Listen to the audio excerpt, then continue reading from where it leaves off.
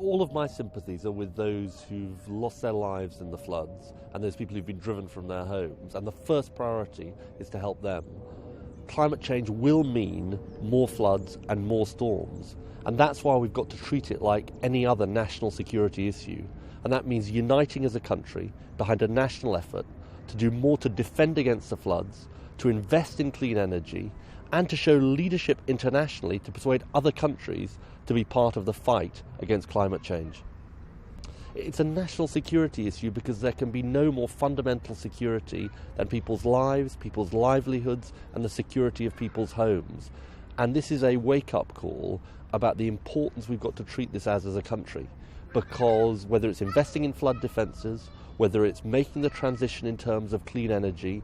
or that all-important fight to persuade other countries to do their bit against climate change, this is a struggle that we've got, which is going to be a generational struggle to ensure that we tackle climate change and ensure the security of our people.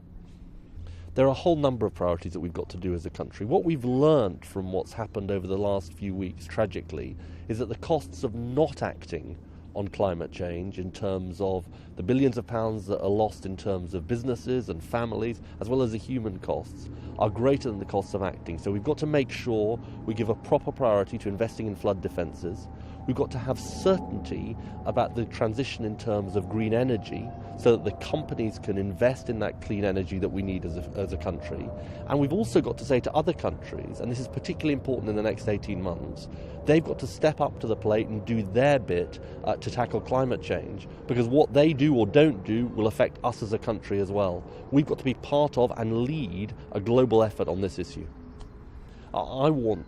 people across the political spectrum to unite on this issue, but I'm afraid that if the government shows either denial of climate change or dither on the issue, we won't get the investment we need. Because the justification for investing properly in flood defences, or making the transition in terms of clean energy, or leading the global fight against climate change is that it's happening, it's real, it's man-made. We need the government to say unambiguously that that is happening right across the government, to speak with one voice on this issue, and then all parties can work together to tackle this all-important issue for the security of people.